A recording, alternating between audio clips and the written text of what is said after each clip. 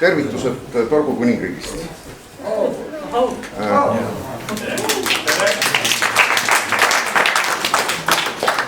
Ma tean, äkki annad aega märku, kui paljud teist on lugenud seda raamatut või näinud mingit loengut? Pooled umbes. Täna oli jutt sellest, või tänase päeva kohta, et mitte nagu sellest teoreetilisest osast nii palju rääkida, vaid proovida keskenduda sellele, et mis siis nagu peaks edasi toimuma hakkama. Sellepärast ma nagu neid taustasid ei hakkaks nii pikalt lahti rääkima, et eelmine kord see venis hiiglaslikuks, kes seal oli, ma ei tea, mis see oli, 2 tundi ja 40 minutit. Et inimesed olid nagu suremas juba. Et täna tuleks nagu mingi tunni ajaga ju hakkama saada.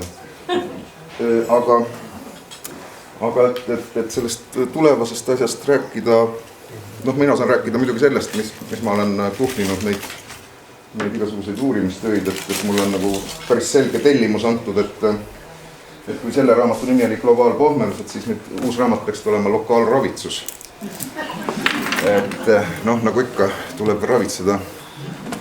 Praegu kipub niimoodi olema, et see värk, kui te ümberringi vaatate, siis käib nagu klassikalisel alkohoolikul, et kõva peale joomine käib kogu aeg, et seda pohmelli arvatakse, et niimoodi saab ravida, aga et kuidagi kokkuvõttes peab alustama sellest muidugi, et see meie tööstus, ma vist pean istuma siia vist, parem. Siis ma härelasin, et see meie tööstustsivilisatsioon, me peame seda mingiks tohutuks saavutuseks, mis me oleme ehitanud, eks ole, valgustusajastust saadik.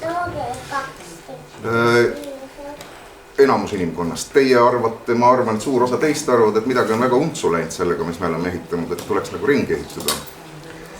Ja ütleme siis valgustusajastust alguse saanud teaduskäsitlused ütlevad meile tänaseks päevaks seda, et ups, te mõlemad eksite, me ei ole mitte midagi ehitanud. See on täiesti tavaline komplekssüsteem, mis on ise organiseerunud ja inimese roll on siin olnud ainult see, et ta on püüdnud kogu aeg kohaneda.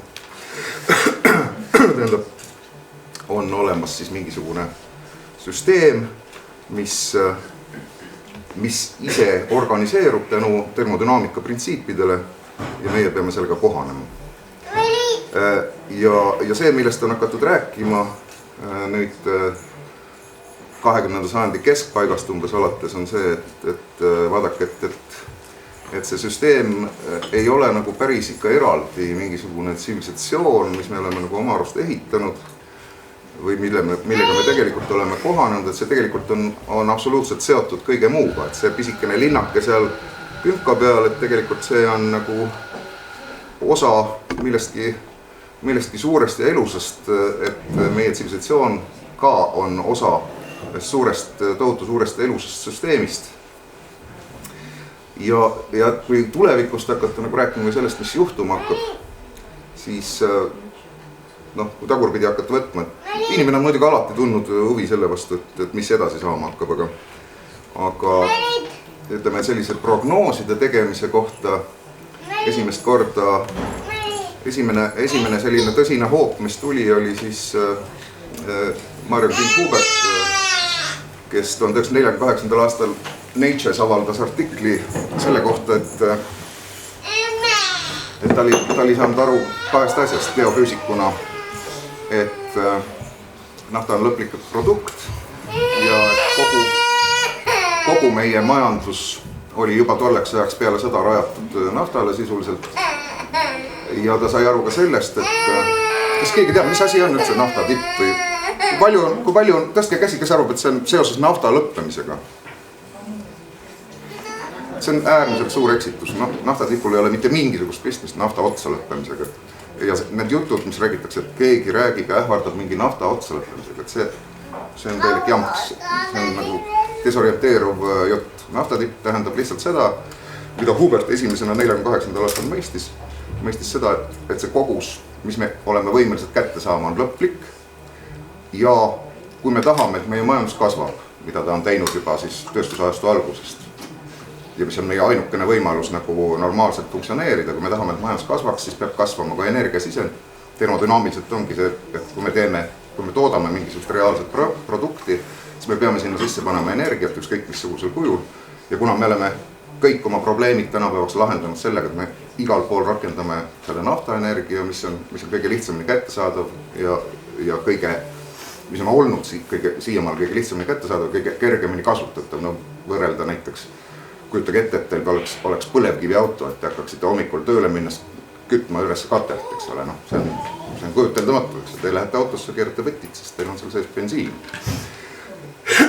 Et igasugune majandustegevus nõuab seda, et energiat saaks juurde, energia seal oleks rakendatud, igasugune majandustegevuse kasv nõuab seda, et rohkem oleks energiat rakendatud, ehk siis peak oil tähendab seda, et see on moment, kus on saavutatud kõige kõrgem nafta tootmise tase, millest ülespoole enam minna ei saa. Et see oli nagu tõsine probleem, millele Hubert pööras esimesena tähelepanu, mis tähendaks siis nii-öelda majanduskasvu lõppu. Noh, miks on majanduskasvu vaja? Et seni, kui te ütlete väljendi 2 sekundit, see ongi umbes 2 sekundit, selle aja jooksul on maakera elanikkond kasvanud 5 inimese võrra. 200 000 inimest tuleb päevas juurde, nad kõik tahavad süüa, me sööme otseselt naftat ja maagaasi, nad kõik tahavad elada kuskil ja järjest rohkem, isegi hiinlased tahavad kujutage ette juba piima juua ja ma ei tea mida veel, noh täiesti uskumatuid luksusi, nad tahavad autoga sõita ja noh, see on täiesti kujuteldamatu, kui nad hakkavad kõik autoga sõitma, siis on läbi. Või nagu minu vana asja ütles, et maailma lõpp tuleb siis, kui hiinlased õpivad lusikaga sööma, kuni nad pulkadega nokivad seni, on veel lootust. Järgmine selline tõsisem prognooside tegemine oli siis Limits to Grow uuring, mis Roma klubi initsiatiivil Massachusettsi Tehnikaülikooli inimeste poolt kokku pandi ja kasutati seal esimest korda sellist arvutisimulatsioonide tehnoloogiat, millele praegu on praktiliselt kõikide reaalteaduste sellised prognoosid rajatud.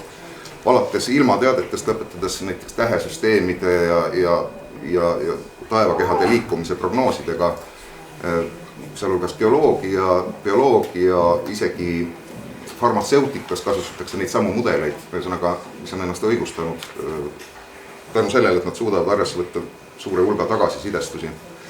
Et see 72 aasta kasupiiride asi, see oli väga suur šokk kõigile, sellepärast, et ta näitas, et majanduskasvu kestmine ei ole võimalik sõltumata sellest, kas me võtame ükskõik millise kütuse kasutusele. Majanduskasvu kestev jätkumine on absurd, et kui te panete kokku sõnad jätkusuutlik ja lisate sinna sõna kasv, siis on selle asja nimi oksüümoron, siis te ei tea, millest te räägite. Sellist asja nagu jätkusuutlik kasv ei ole võimalik arendada, lõplikus maailmas lõpmatut kasvu ei saa olla. Ja peale selle veel protsendiga kasv, see on teatavasti eksponentfunktsiooni osa, mis siis tavaliselt kujutab endast okikepi graafikut. No, me näeme kõikides maailma asjades praegu okikepi graafikud alates temperatuuridest ja lõpetades ükskõik millega, haigustega, toodanguga. Järgmine selline tõsisem käsitlus oli Joseph Tainter, kes 1988. aastal avaldas sellise raamatu Collapse of Complex Societies, kus ta näitas seda, et ka komplekssüsteemide käsitluse kohaselt ei ole nagu mitte mingisugust võimalust selleks, et mingisugune komplekssüsteem saaks lõputult kesta. Ja miks? Sellepärast, et see on loodusseadus. Et termodünaamiliselt on printsiip näeb välja selline, et igasugune elusolend püüab kasvatada endast läbilastava energiavoogu, noh, ükskõik mis kujul siis, ja see on täiesti normaalne ja looduslik, ja moodustades siis elusolendite kollektiive, noh, eriti osavad, noh, näiteks on sipelgad ja muud sellised loomad, noh, sipelgad, kes esimese põllumajanduse leiutasid, eks ole, ja nii edasi, et see on igikestev selline protsess, mis tavaliselt ka näiteks mingisuguses vihmametsa tukas, eks ole, lõpeb sellega, et tegelikult tekib kollaps. Kollaps tekib selle tõttu, et kõik need erinevad osad, kes seal on, vihmametsas töötavad koos seal mingisugused bakterid, mingisugused ainuraksed, seened, mingid putukad ja linnud ja nad kõik on aastatuhandetega äärmiselt spetsiifiliselt kohastunud selle nišiga. Tähendab sellega, et nad on väga spetsiifiliselt kohastunud, on nad tõrjunud välja sellised liigid sealt, mis oleks nagu laia kohastumisega, mis nagu võiksid siin ja seal hakkama saada. Aga see kitsas kohastamine ühtlasi tähendab seda, et kompleksus tõuseb selles metsatukas ja nüüd, kui tekib mingisugune väike väliskeskkonna muudatus, mis häirib ühe liigi eksistentsi selles, ütleme näiteks, mingisugune, kujutame ette, et mingisugune kemikaal satub sinna metsa, mis hävitab ühe seeneliigi, siis niipea, kui see seeneliik lakkab eksisteerimast, niipea variseb kogu süsteem kokku, sest kogu see hierarhia on rajatud sellele, et kõik nad teevad oma tööd täpselt. Ja ta näitas seda, kuidas see toimub siis ühiskondade juures, sellele võib-olla peab peatuma. Ja üks koledamaid asju siis oli Robert Duncan, kes 86. aastal tuli veel selle Olduvai teooriaga, mis ei ole muidugi, ta oli mõjutatud Saganist selle juures, aga ta püstitas siis sellise hüpoteesi, mida siiamaale keegi ümber lükata ei ole saanud, sest näidud näitavad nagu, et asi niimoodi toimubki. Et on siis nii-öelda inimkonna see eelindustriaalne areng kuni siis täht D seal graafikul näitab seda, et võeti kasutusele nafta. F näitab tööstusajastu algust, tähendab E ja F näitab naftatipu, individuaalset naftatipu või naftatarbimist ühe inimese kohta, mis saabus siis kuskil 1979, 1980. See tähendab seda, et põhimõtteliselt ta näitas, et kuidas siis areng käib, et tööstusajastu algus on see, kui sellest tipust, sellest 80 aasta tasemest on iga inimese tarbimine moodustab umbes 37%. Et see on siis nii-öelda tööstusajastu algus ja tema prognoosi järgi siis 2025. aastaks umbes siis langeb see energiatarbimine uuesti selle sama määrani, mis tähendab siis tööstusajastu lõppu. Ehk siis, et skeem peaks välja nägema niimoodi, et on täielik sümmeetria. Inimesed tulevad koobastest, käivad ära kuu peal ja lähevad uuesti koobastesse tagasi. Et tema kujutlus oli selline. Kui vaadata neid, mismoodi need asjad täitunud on, siis naftatipu platoo, kus me praegu oleme, prognoos oli siis selline, et 2005. aastaks jõuab siis tavanafta tootmine oma tipuplatoole ja siis selle Huberti kolleeg Laherere oli see mees, kes ütles, et kuna järjest rohkem hakati võtma kasutusele nii-öelda mittetraditsionaalseid kütuseid, ütles, et 2015. aastaks umbes saabub ka nende tootmistipp ja edasi järgneb siis langus. Ja praegu siiamaale on asjad väga täpselt käinud nende stsenaariumite järgi. Tavanafta tootmise tipp saabus 2005. aasta alguses. Sealt maalt edasi ei ole suudetud seda tõsta. See on väreleb seal kuskil 74 miljoni barreli all päevas. Mida on suudetud tõsta on siis Ameerikas need light tight oil või nimetavad seda naftaks, aga tegelikult kui vaadata selle keemilist koostust, siis naftapõhjadada müüa on raske ja sellepärast on tema müügihinnad ka hoopis teistes graafikutes, mida nimetatakse siis Lääne-Kanada keskmine või tema koostis on teine. Siis on vedeldatud maagaas, mis on siin punasega, mille tootmine on tohutult tõusnud. Kanada sünteetilised naftad, see on siis tehtud nendest pigiliivadest selleks, et seda valmistada, selleks tuleb siis kaevandada maa seest seda.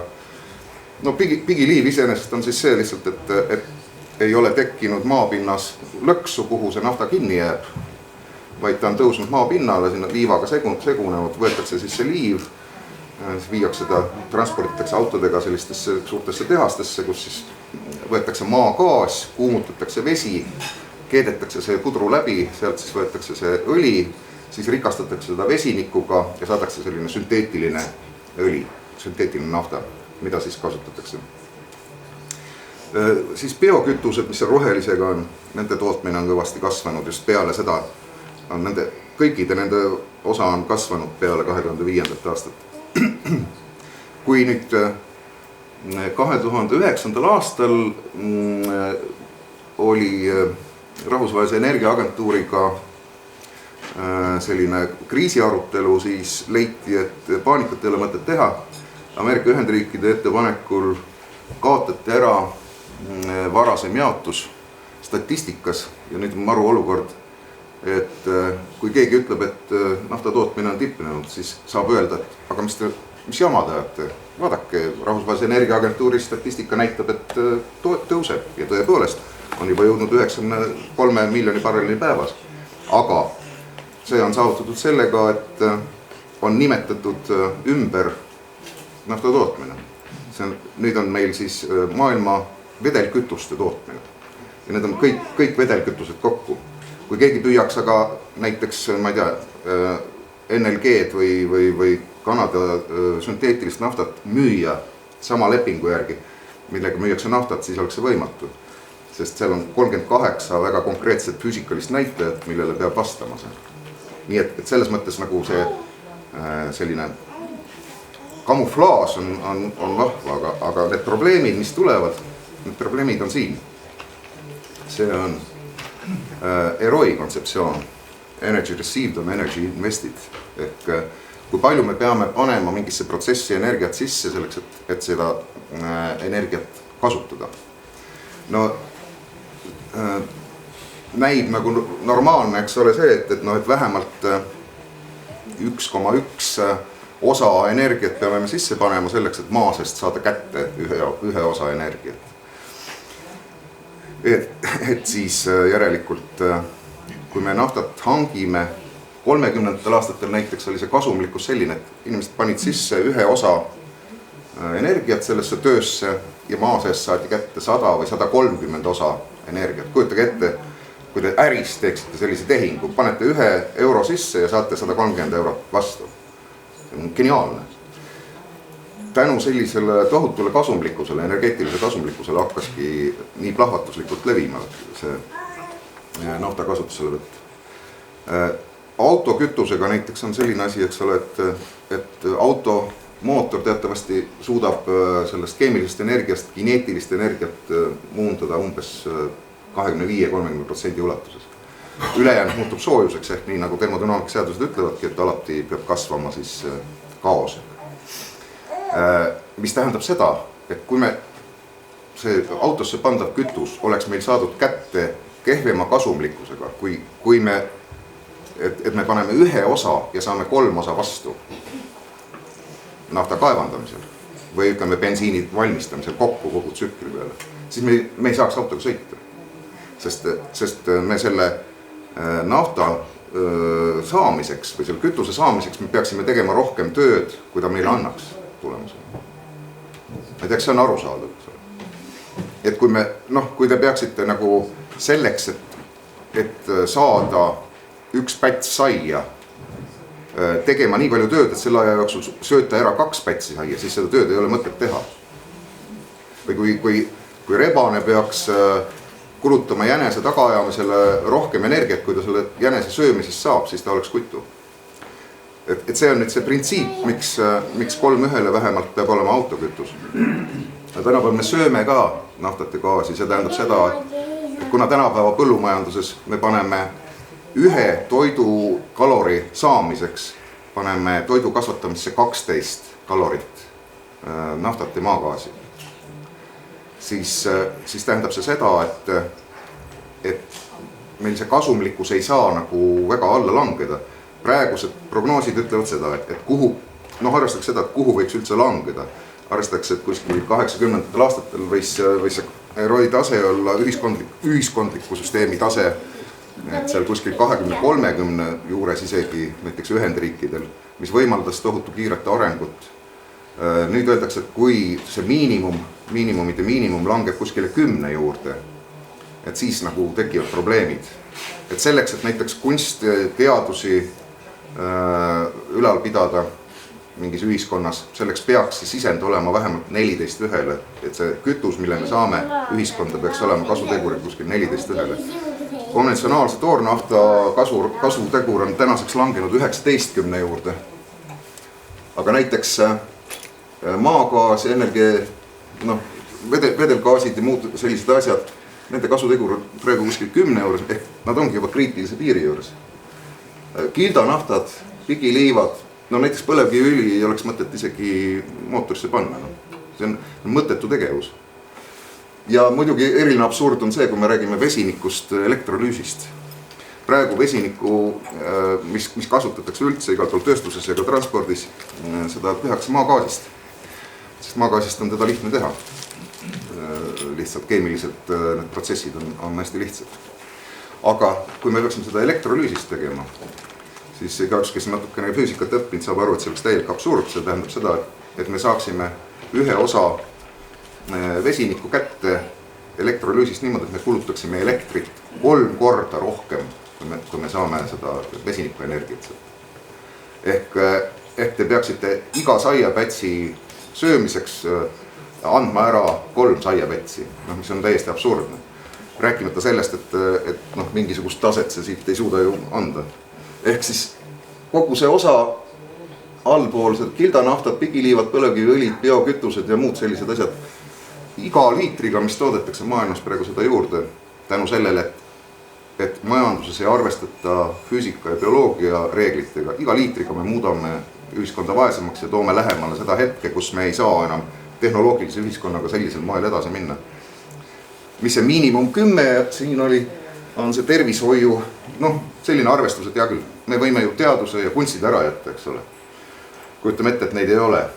Et meil on ainult tervishoiu miinimumtase, see tähendab seda, et võib-olla mingisugused elementaarne, ma ei tea, sünnitusabi, võib-olla mingi mürgituste vastu ja nii edasi, et mingi väga elementaarne tervishoiutase, haridus peab jääma, eks ole, see on selge.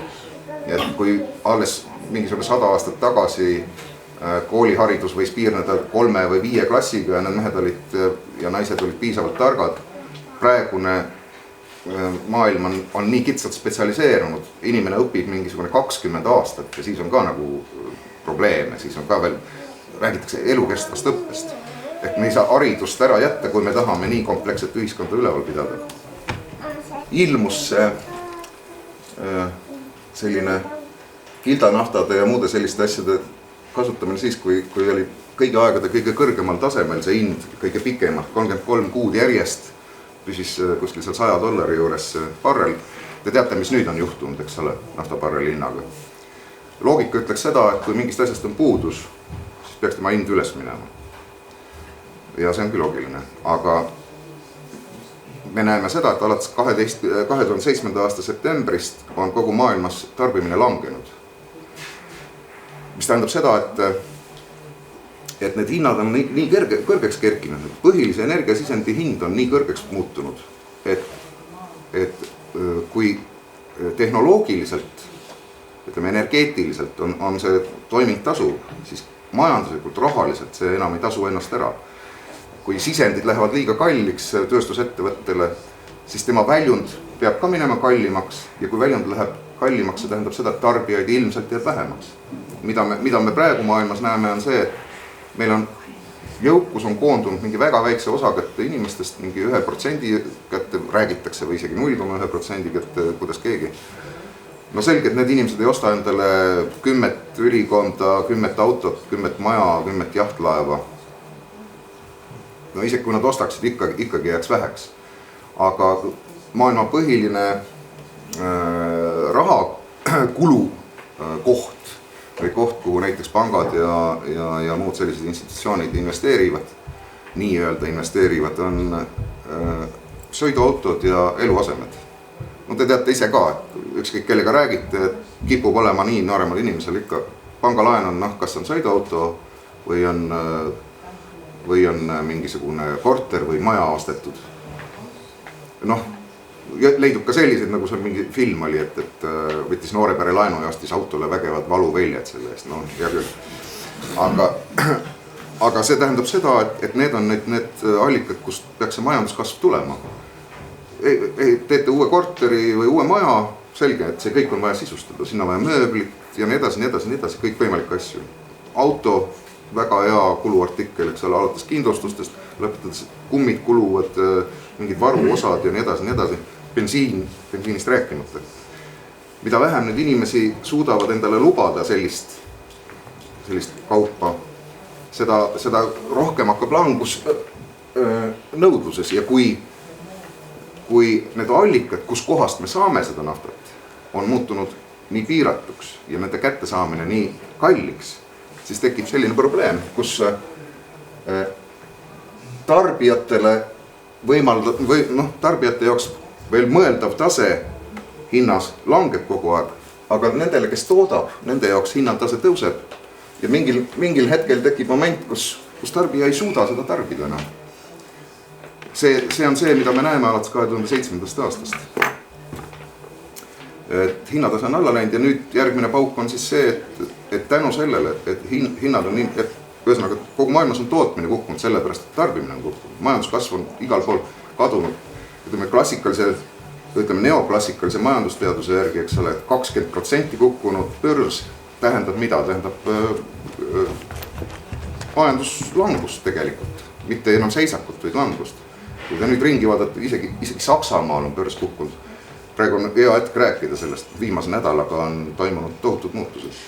Alates maikuust on näiteks Hiina börs kukkunud peaaegu 40%, mis tähendab seda, et see kõlab nagu uduselt, aga kui te kujutaksite ette, et te olete kogunud näiteks mingi raha endale kuskil pensionifondi ja te ärkate järgmine hommik üles ja sealt on 40% läinud, et siis see ei tundu enam naljakas, eks ole. Et midagi taolist toimub praegu tänu sellele naftamuutusele. Mis nüüd selle kasvupiiride uuringu või Limits to Grow uuringu juures oli ka see, et pandi siis kokku, lähtuti samadest eeldustest, et taastumatud ressursid on need, millest me elame. Kuigi nad näitasid ka seda, et ka taastuvate ressurssidega on probleem. Te teate ise kalavarudega, mis toimub, eks ole, ja absoluutselt kõigega, ükskõik mis asja me võtame. Kõiges on tekitatud olukord, kus ka taastuvad ressursid ei suuda enam meie tarbimisele järgi tulla. Sel aastal me ületasime selle nii-öelda ökoloogilise jalajälje piiri, kas oli 12 augustist. Tähendab, kuni 12. augustini me tarbisime ressursse planeedil, taastuvaid ressursse planeedil sellise tempoga, et nad oleks veel jõudnud taastuda. Sellest hetkest alates, 12. augustist alates nüüd kuni aasta lõpuni me tarbime järgmiste põlvkondade arvelt. Ühesõnaga, kogu selle aja jääb vähemaks nüüd ta taastuvaid ressursse. Mida Limits to Grow uuring näitas, nad suutsid panna paika siis sellise algoritmi, kuigi seal ei olnud täpseid kuupäevi peale pandud. Siis nad panid paika sellise oletatava algoritmi, mille siis arvuti nende tagasisidede kaudu väljastas neile ja näitasid siis selliseid asju nagu taastumatute ressursside tase, toiduainete tootmine, teenused ühe inimese kohta, teenuste hulgas on ka haridus näiteks ja sellised asjad, tööstustoodang, see on see, mida me nimetame majanduskasvuks, eks ole. Tööstustoodangu kasv, see on nüüd 200 aastat olnud see, mis näitab majanduskasvu, nii-öelda reaalmajanduse kasvu. Ja selle prognoosi kohaselt, kuigi nad alati väitsid, et ei tasu sinna aastanumbreid toppida, aga kui see panna nüüd sellise skaala peale, mida tegi üks Austraalia keskkonnaorganisatsioon, üks auväärne professor seal võttis kätte ja tõlkis sellesse metoodikasse statistika ja kontrollis 1970 kuni 2000. Majandusprognoos, mis on tehtud 150 aasta peale, meil on tegemist majandusprognoosiga, mis on tehtud 150 aasta peale, kui te kuulete raadiot, siis majandusprognoos, mis on tehtud 2 kuu peale, tavaliselt ei päde. Ja diktor ütleb teile, et et meil läks natukene, et pank ennustas nii ja nii palju, õigemini, nad ei ütle teile kunagi, et pank ennustas nii palju. Pank seekord teatab, keskpank või mingisugune muu pank, analüütikud teatavad, et nad ootavad majanduskasvu nii ja nii palju. Ja, aga järgmine aasta juba nii ja nii palju ja kogu aeg on see jutt, et kohe läheb paremaks. Et reaalselt me seda ei näe ja kui võtta seda prognoosi, siis umbes see kasvukõver lõpeb siin ära kuskil 2014 selle prognoosi järgi. Need on need kontrolljooned, mis näitavad, et kuidas reaalsus on asjad arenenud. Kui võtta, et tegemist 30-aastase perioodiga, tegelikult nüüd on ka 40-aastase perioodi peale kontroll tehtud, siis ja arvestada seda, et kõik need protsessid on nii-öelda geomeetrilises progressioonis liikuvad, siis tegelikult see täpsus, millega on tehtud see prognoos, on masendav. Ta ei ole mitte üllatav lihtsalt, vaid ta on täiesti masendav, sest kui see tõesti niimoodi läheb, siis tähendab seda, rahvastiku arvukuse tipp on 2030 ja see tähendab ikka väga jubedaid protsesse, sest enne seda hakkab alla minema nii toiduainete kui teenuste kui majanduskasv. See tähendab siis seda, et meil peab siis kuidagimoodi nüüd vähema ressursiga suurem rahvaarv hakkama saama, et ilmselt see langemine on seotud üsna vägivaldsete protsessidega. Mis siis tegelikult vaadata, ma võtsin Eurostati andmed maikuuga.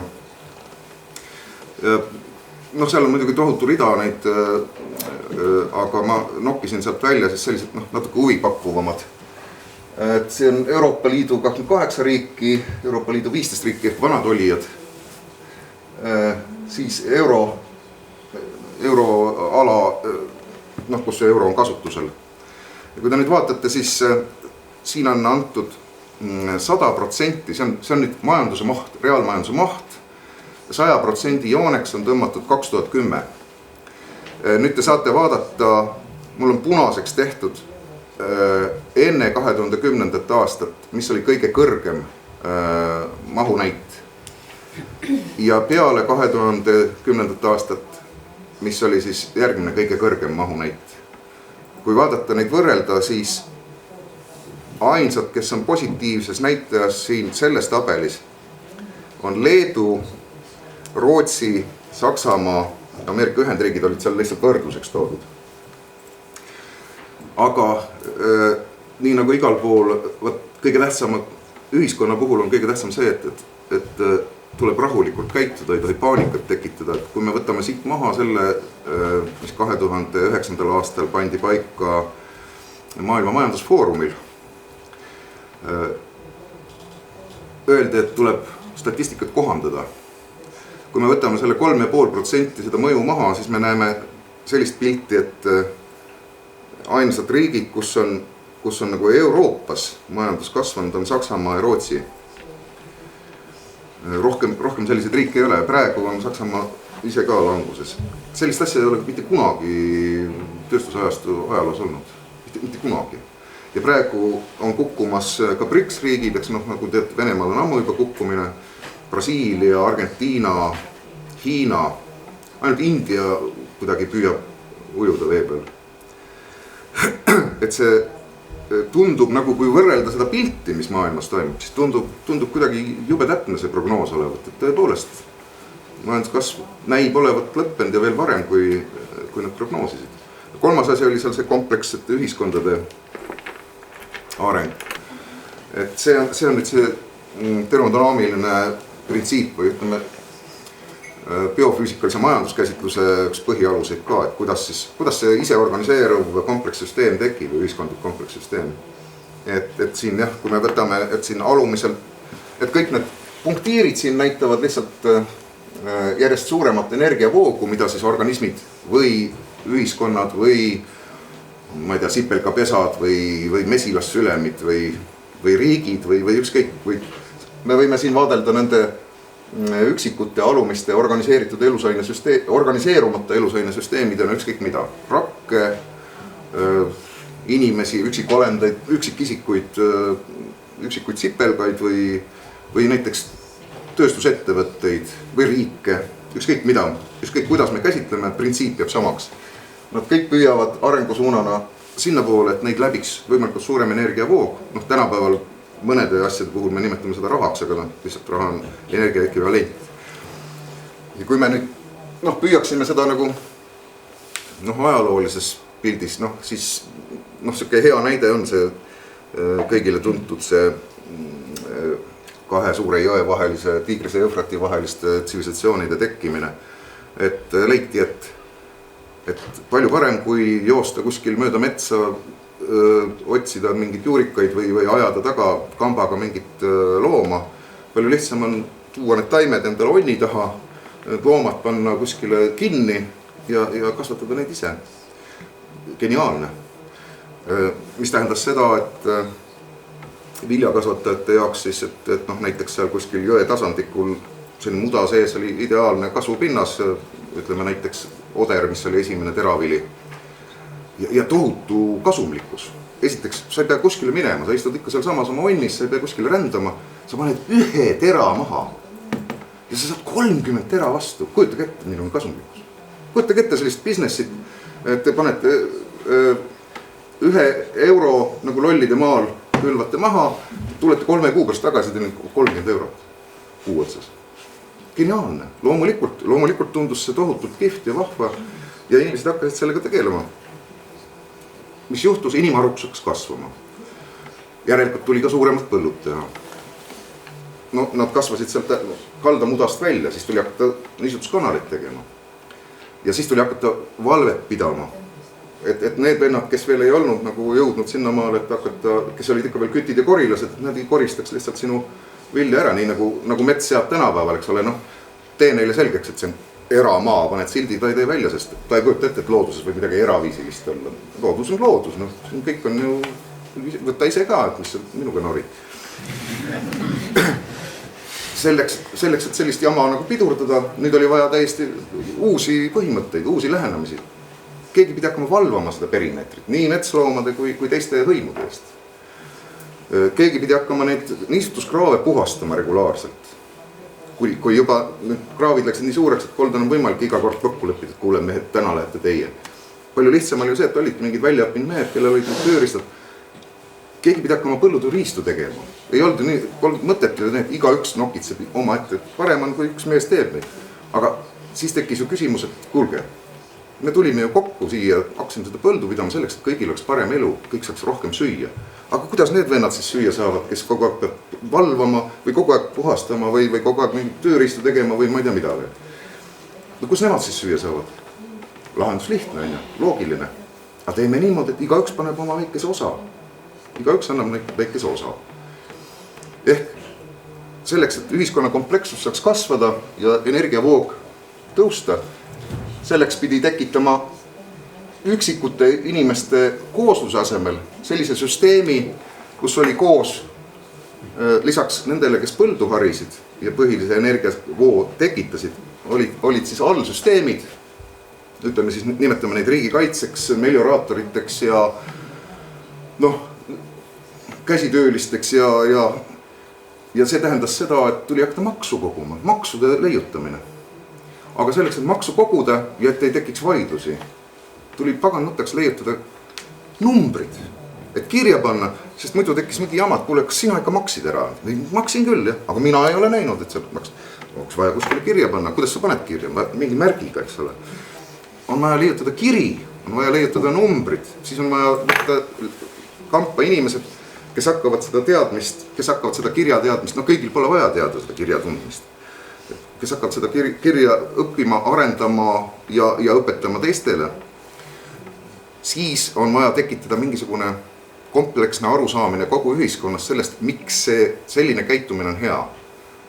Mis tähendab kõige lihtsam viis, kui sa ei suuda nagu mingid loogilisi seaduste raamatuid kõigile loetavaks teha, siis ütled, et võt, meie looja ükskõik missugune ta on, religioon tuleb leiutada. Et õigustada seda, kuidas meie elame. Religioon tähendab seda, et religioon seletab inimestele, miks peab elu käima nii täpselt, nagu ta käib praegu.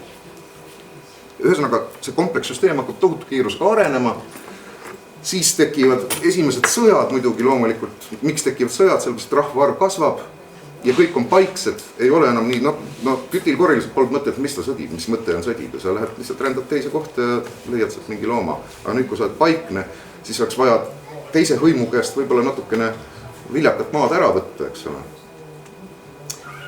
Ja siis järgneb umbes 8000 aastat enne meie ajaarvamist, siis järgneb sellele neoliitilisele revolutsioonile siis esimene selline tõsine energeetiline järgmine samm, eks ole.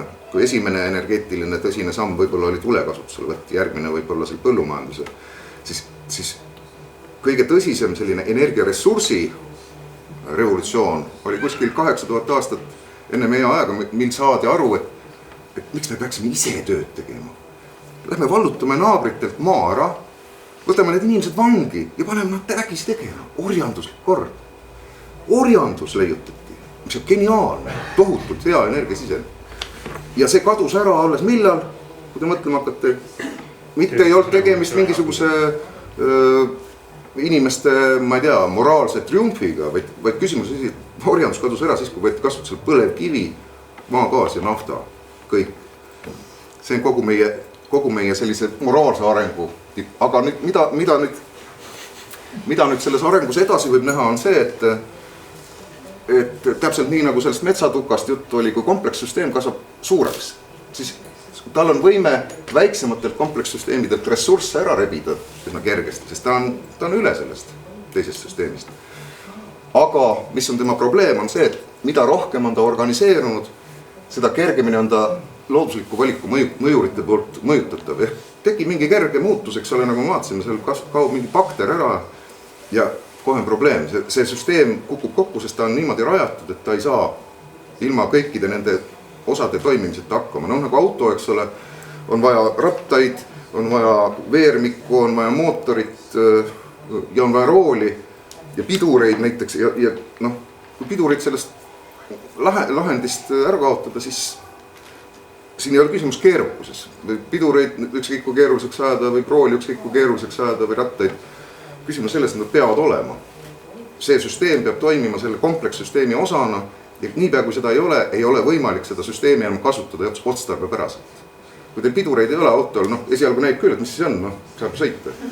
Aga tekib oht, et satute kollapsisse. No ilma roolita on teil eriti keeruline. Sama on nüüd meie tööstusühiskonnaga. Me oleme sattunud nüüd olukorda, kus meie valemist lahutatakse meie energiasisend. Meie kasumlikkus, selle komplekssüsteemi kasumlikkus, seda tuleb nüüd näha selles valguses, et siin on nüüd selline tüüpiliste komplekssüsteemide arengu skeem. Ja siin on kasumlikkuse piir saavutatakse juba suhteliselt varases staadiumis. Meie puhul Tanteri arvates võis see olla kuskil 70. aastatel, 60. aastatel. Kui me võtame tagantjärgi, siis need olid tegelikult tõesti üllatavad aastad. Inimene käis isegi tõesti kuu peal ära. Peale seda pole seda suudetud korrata. Me räägime küll mingist udusest marsist, juttu mingist ühe otsa reisist ja ei tea. Aga inimesed käisid kuu peal ära.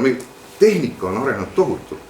See, mis vanasti oli 5-kordse maja täis arvutustehnikat, see on praegu, eks ole, inimesel telefonis. Mida me selle tehnikaga teeme? Me saadame teineteisele kassi pilte. See probleem hakkab siis sellest, et hakkab vähenema kasumlikkus. No seda kasumlikkuse vähenemist võib vaadata juba mõistjate Sumerite või Egiptuse või ükskõik kus kohas. Kõige kasumlikum on süsteem, eks ole, siis, kui kõik need inimesed tootsid toitu. Süsteem andis kõige rohkem tagasi. Niipea, kui sa pead hakkama mingid spetsiifilisi organeid sealt eraldama. Mingi kaitsevägi, käsitöölised, kirjatargad, preestrid ja nii edasi. Nad on kõik vajalikud sellele süsteemile, aga ükski neist ei tooda ju ise energia. Ükski neist ei anna midagi sellele ühiskonnale juurde selles mõttes, et ellu jääda. Ta tagab hoopis teisi funktsioone. Muidugi ta on vajalik ellu jäämiseks, aga ta ei anna sisendenergia. Ehk see on siis, mida suuremaks komplekssüsteem kasvab, seda väiksemaks muutub tema kasumlikkus ja kuskil siis tekib siis selline murdepunkt, kus kasumlikkus hakkab nii kiiresti langema, et hakkab kiskuma kollapsi peal. Kollaps ei tähenda mingit katastroofi maailma lõpp. Kollaps tähendab lihtsalt seda, et komplekssüsteem on sunnitud langema madalamale komplekssuse astmele. Nii nagu ütleme, Rooma impeerium oli suhteliselt keerukas süsteem ja ta langes varakeskajaks sellisele astmele, kus need probleemid, mis kimbutasid Rooma riiki, varakesksaegset ühiskonda nad enam ei seganud. Nad ei osanudki näha neid enam probleemidena. Võib-olla olid need hoopis voorused.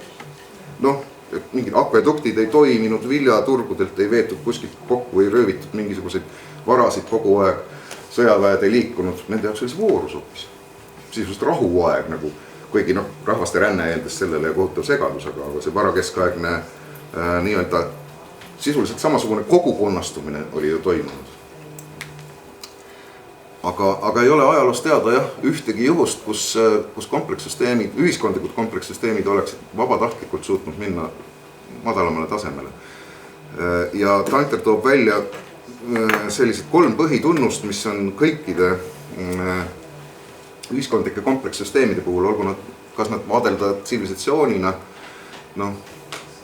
olgu nad mingid maajad või mingisugused indud või olgu nad Rooma või meie puhul me peame komplekssüsteemi vaatama juba, me oleme globaalkülaks muutnud, terve planeet on täpselt sama süsteemi osa. Siis ta toob välja 3 põhitunnust, esiteks on järjest kiiremini kahanev kasumlikkus kõiges, see tähendab seda, et üksikisiku jaoks ta ilmneb kas või selles, ütleme, et püüate näiteks tõesti pensioni jaoks raha koguda ja siis te lähete mõne aasta pärast panka, kus te olete kõvasti sinna raha tagunud juba ja selgub, et ups, raha hulk on hoopis vähenenud. Öeldakse, et need majandusolukord on selline, et midagi teha pole. Või mingi ettevõtte hakkab tegelema ajalees, ma ei tea, mis ajalees oli hiljaaegu, keegi mees rääkis, et tal sai täis tähtaeg, kus ta oma pojale tegi pulmakindlustuse ja pani, see vist oli rubla aja lõpus, kui ta tegi selle, pani sinna, ma ei mäleta, see oli mingi üüratu summa, niimoodi, et mingi 10 kuu palka vist. Ja siis ta läks järgi ja sai siis pojale selle pulmakindlustuseks 3 eurot ja 50 senti. 20 aastat on raha kogutud, või mis oli 25 aastat.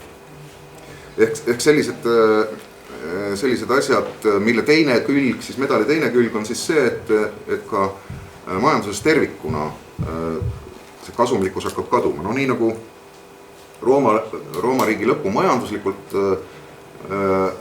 võib asetada nende 2 punkti vahele, kus hakati ülikiirelt nii-öelda lisaraha tekitama, ehk siis olemasolevate müntide hõbeda ja kullasisaldust kiiresti vähendama, kuni sinnamaale siis, kus see raha lihtsalt enam maksevahendina ei olnud käibel. Eks täpselt samasugune kahaneva kasumlikkuse sündroom. Teine, mis on hästi oluline ja kõikide nende puhul, süsteemide puhul nähtav, on siis see, et sellised ideed, kandvad ideed, kesksed narratiivid, normid, arusaamad mingisugustest, näiteks kas või arusaam sellest, mida tähendab ausõna näiteks või autoriteedid või kõik see nagu ähmastub, hakkab kaduma, mingisugust kombestikud ja tavad hakkavad lahustuma ja muutuvad mingisuguseks arusaamatuks supiks, mis tundub, et igaühel võikski olla oma. Nii oli vanas Kreekas, nii oli Roomas, nii on meil ka, kui te vaatate ringi, järjest hullemaks läheb. Ja 3. on siis see, mida võib näha, et toimub tohutu püüd komplekssüsteemi enda poolt, tohutu püüd komplekssust ülal hoida. Sisuliselt kõik ressursid paisatakse sellele. See tähendab seda, et kontrolli püütakse tsentraliseerida võimalikult palju, et kui te vaatate ringi, siis ongi, keda kõige rohkem juurde sigib, on neid, kes tulevad kontrollima, eks ole, kuidas ta kasvatab mingisugust seent seal või püüavad sulle selgitada, kuidas kits peaks sööma seal, mis asjad need olid, mida kitsele soovitati, ma ei mäleta. Mingi väga kummalisi asju Euroopa Liidus, mingi ametnik, kes polnud kunagi kitse lähedalt näinud, eks ole. Aga ta vaatas, et põllumajanduses jääb üle, kas see oli siis, et kuidagi oleks võimalik sammart vist hankida, või vist oli soovitati, et kitsed võiks sammart süüa, et kõlab nagu anekdoot.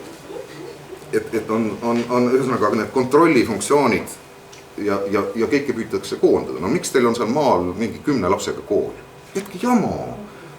Vaat me teeme siia rajooni keskusesse, see on meil uus tõmbekeskus, siia tuleb selline kool, tooge oma lapsed siia, mis te see passite maal?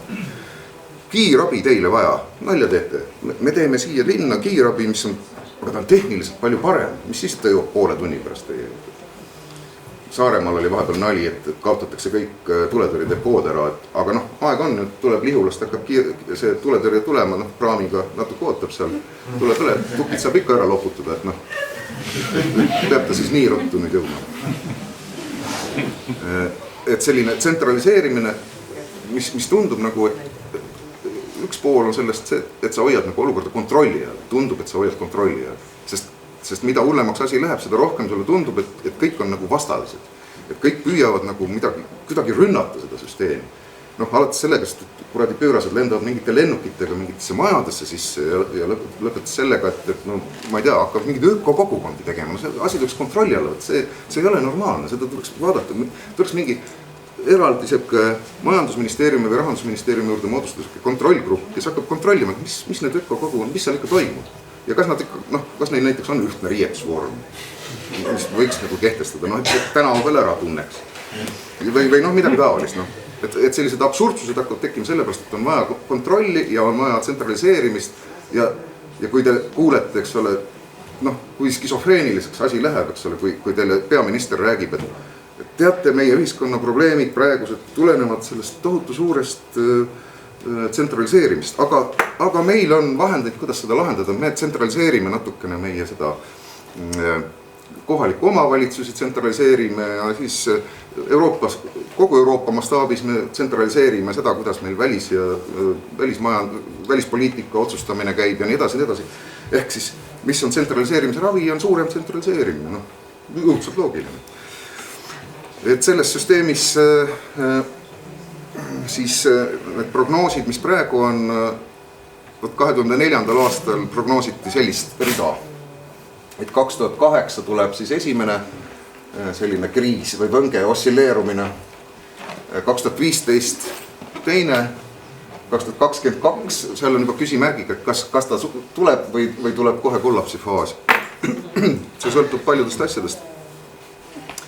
Et põhimõtteliselt, praegu me oleme selles deflatsioonilises keerises või selles, meie probleem on see, et raha hulk nagu maailmas näiliselt jääb vähemaks. Mis raha on? Raha on energia ekvivalent, kui me hakkame vaatama tagurpidi, kuidas raha on tekkinud. Raha tekkis selleks, et need inimesed saaksid makse maksta. Makse oli vaja maksta selleks, et asendada energia hulk, mis oli vaja jagada ümberjagamist. Praegu me oleme harjunud sellega, et see raha nagu on mingisugune omaette väärtus, mida näiteks, aga ma saan teile näidata teisi näiteid. Siin on näiteks, ma näitan teile kahe kuningriigi raha, ma kõik ei ole kindlasti näinud. Üks on kagu ja teine on edelanurk. See on Torgu kuningriigi raha. See on, kurss on pool liitrit Viru valget. Rahakurss, mis kogu aeg läheb metsiku kirjus üles. Ja siin on Setu kuningriigi raha, üks kroon, Setu kroon, see on 1 euro peal on neil. See tähendab seda, et ta ei ole tagatud millegiga. Euro ei ole nimelt mitte millegiga tagatud. Aga see selleks, et kuidas see deflatsiooniline protsess toimib. Kui meil ükskõik mis põhjusel, me ei pea praegu seda põhjust otsima, me võime öelda, et see on küll energiasisendiga seotud, aga on selge, et meil majanduskasv ei toimi. Ehk siis, et need inimesed, kes meil kogu aeg juurde tulevad, 200 000 inimest iga päev, kellele oleks vaja rohkem ressurssi, selleks peaks majandus kasvama ja teine asi, et pangad saaks toimida, eks ole, pangad peaks saama toimida ka ainult tänu sellele, et rahamass kasvab ja majandus kasvab. Et see protsess meil ei toimu, see tähendab seda, et ei teki lisarahasüsteemi, reaalmajandus ei kasva, lähevad apuks need laenud, eks ole, mis on, kui inimene on võtnud korteri või auto laenu, ta on kalkuleerinud välja, eks ole, kuidas ta sellega hakkama saab töö juures palgaga. Ja kui ettevõtte ei saa müüa oma kaupa, siis halvemal juhul koondatakse sind ära, paremal juhul võib-olla vähendatakse sul palka, aga selge, et sa ei saa maksta pangale seda osa, mis vaja. See tähendab seda, et pank peab hakkama kuidagi väga järsult reageerima selleks, et üldine olukord käest ära ei läheks. Pank peab tekitama siis olukorra, kus ta konfiskeerib näiteks selle tagatisvara. Aga kui majandus langeb ja teisi laenuvõtjaid ei ole, mida kuradit see pank teeb selle kinnisvara? Tal ei ole sellega mitte midagi teha tegelikult. Ja kui ta seadusi täidab, siis ta peab selle mingi aja pärast tegelikult korstnasse kirjutama. Mida see tähendab, kui pank peab kirjutama korstnasse tagatisvara? Ta on raha välja andnud, kuigi ta on selle raha õhust loonud, ega vahet ei ole, ta on bilansis sees. Ta on raha välja andnud ja nüüd on tal tagatis, mis ei ole mitte midagi väärt enam. Kuigi see enne oli väga väärtuslik asi. Ta peab selle korstnasse kirjutama. Ja kui tema oma kapital langeb alla teatud piiri, siis ta peaks panema sildi välja. Vabandame, pank on pankrotis. Lähete sularahaautomaadi juurde, lähete pangakontorisse, teete arvuti lahti, igal pool silt, vabandage, pank on pankrotis. Kujutage ette seda pilti. See on nüüd see põhjus, miks ei saa ükski riik lasta ühtegi oma panka pankrotti, vaid pigem ta võtab maksumaksja raha selle sama, mis te olete pensionipäevadeks kogunud ja maksab kinni nende pankade kahjumid. Sest sel samal päeval, kui pangad on pankrotis, sel samal päeval Toompeal või ükskõik Brüsselis, ükskõik kus kohas on mehed angude vikatite ja ma ei tea millega.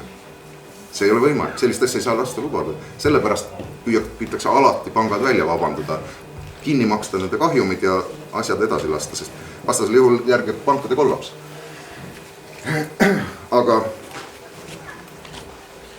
mida siis teha, eks ole, et nüüd see raha vähenemine, raha mahu kahanemine ja ettevõtluse hävimine käsikäes ei mõjutaks seda süsteemi, siis paanikanupp on leiti nüüd siis peale seda 2008. aasta krahhi. Paanikanupp on see, et trükime raha juurde, tekitame raha juurde. Päästame pangad välja, anname neile rahamassi, et ütleme, et kuule, laenake nüüd rahvale, andke nüüd ja võtame krediidiprotsendi ka alla. Andke neile odavalt raha, et siis nad hakkavad tarbima. Ja kui nad hakkavad tarbima, siis saab hakata midagi tootma jälle rohkem. Majandus hakkab kasvama ja nii edasi, nii edasi. Aga ega pangad ka lollid ei ole. Nad saavad aru, et küsimus ei ole ju raha puuduses. Küsimus on selles, et sisend on nii kallis, et tarbija ei osta kaupa. Ja mida pangad on teinud sellega, kui te vaatate nüüd seda, mis on siis, see on nüüd Ühendriikide kohta, see Fed või nende mõistes keskpank, nende bilansileht, see on siis palju on raha käibesse lastud. Mitte jutt ei ole siin sellest riigivõlast, riigivõlg seda ei ole võimalik hoomata enam terve mõistusega, aga see bilansileht, ta on kasvanud siis peale kriisi kuskil 5 aastaga on kahekordistunud ringleva raha hulk nii-öelda. Ja kuhu see on suubunud, siis see sinine joon on nüüd see, mis on börsiindeksid. Ehk teisisõnu, mida pank teeb või mida teeb investor. Ta saab aru, et tööstusesse ei ole mõtet panna, sest tööstusmajandus ei kasva. Mitte kuskil sisuliselt ei kasva. Aga mida on võimalik teha? Sa võtad selle raha, sa saad selle 0 intressiga. See ei maksa ühtegi senti. Mõnel pool, näiteks jaapanlased kasutasid hulk aega ka seda zirpi, mitte zirpi, vaid nirp. Zirp oli see zero intress, eks ole, ja nirp oli see negatiivintress. Et sa saad võtta raha ja ostad näiteks viimase ajani oli väga minev kaup, oli Austraalia riigi võlakirja. Ostad lühiajalise võlakirja ja sa saad 2% aastas. Ühesõnaga, sa saad raha, hunniku, lihtsalt niisama. Paned selle mingi riigi võlakirjasse ja sa saad vägeva kasumi lihtsalt mitte millegi eest. Ja miks siis lolli mängida, miks püüda seda toppida kuskile tehasesse, mis kogu aeg pankrotti lähevad või mingisse naftatööstusse, mis nüüd nutavad kõik, et kõik on läbi, vahepeal puhuti suur Hilda nafta mull üles, nüüd öeldakse, et ei, kõik on läbi, et enam midagi teha ei ole. Väga õige. Puhutakse üles järjekordne börsimull, eelmine mull, mis kukkus, mis tehti ka riiklike programmide abil majanduse elavdamiseks ja sisuliselt, mille eeskuju üle maailma läks laiali, oli see kinnisvara mull, eks ole, et anname kõigile kinnisvara ja mis koduprogramm oli, eks ole, tohutu, et mis, et ta on mingi invaliid või mis tal pole sisse tulnud. Mis siis, aga annab ta laenu ikka, et mis siis, et sisse tulekut ei ole, osta endale maja, auto, värk. Pärast vaatame, mis saab. Ilus muidugi, aga põhimõtteliselt aetakse üles selline mull ja selle mulli puhul see käik on alati sama. See skeem näeb välja niimoodi, et meie oleme siin praegu kuskil selle pullide lõksu juures. Et pullid on siis need, kes tegutsevad kes arvavad, et asi läheb kogu aeg ülespoole ja muudkui pumpavad õhku juurde süsteemi. Ja pisut siis enne seda lõplikku kollapsit on kõigepealt selle tippu jõudes räägitakse, et meil on nüüd täiesti uus paradigma, meil ongi niimoodi ongi, majandus lähebki, kogu aeg lähebki ülespoole, et börsi hinnad lähevadki ülespoole, et ärge pange tähele, et et viimase 250 aasta jooksul ei ole olnud sellist olukorda, et dollari kurss läheb üles ja nafta hind läheb alla. Aga mis siis, aga nüüd ongi meil uus normaalsus. See ei loe mitte midagi, nüüd ongi uus normaalsus. Siis tuleb kukkumine, et noh, see on mingi eksitus, et ärge pange tähele. Ja tegelikult ka, kui vaadata näiteks Hiina aktsiaturg, nad kukkusid 40% ja tegelikult nad kukkusid sellele kõrgusele, kus nad olid aasta alguses. Ehk 40% oli täis puhutud seda asja aasta algusest. Aga siis räägitakse sellest, et kui kerge paranemine tuleb, kui riik hakkab ostma kokku väärtpabereid, tekitab olukorra, kus turulangus ei ole nii jube, eks ole. See ütles ka, see on nüüd me läheme tagasi selle uue normaalsuse juurde, et ei ole midagi. Ja peale seda tuleb üsna järsk kukkumine, see on tüüpiline nagu selline börsikäitumine, aga majanduses üldisemalt siis me võime võtta siis niimoodi, et kui see energiahangete infrastruktuur kõdub, eks ole, investeeringute või toormete nappust, praegu on nagu mõlemad probleemid käsil. Et investeeringud, kes tahab investeerida asja, mille hind on kukkunud 130 pealt 30 dollari peale ühiku peale. See on absurdne, nende aktsiate hinnad kukuvad sellise kiirusega praegu. Et kõik need, kes on neile võlgu olnud kunagi, need juba näevad nagu enam-vähem kerjakeppi unes. Ja see tähendab seda, et kuna me sööme naftat ja maagaasi, siis hinnad lähevad küll alla toiduainete turul, nii nagu nad on langenud. Vahepeal ju, millest tulid need Araabia kevaded ja asjad, et sellest, et toiduainete hinnad läksid 2,5 kordseks kasvasid. Ja inimesed, kellel nii läks 80% võib-olla kogu palgast läks toiduainete ostmisele, mis ta siis pidi tegema. Siis ta oligi, et kas paneb kõrvad pea alla või emigreerub Euroopasse või läheb pikati ka kuskile valitsusasutuse juurde, et kes need raisad on meie toidu ära söönud, andke tagasi meie toit.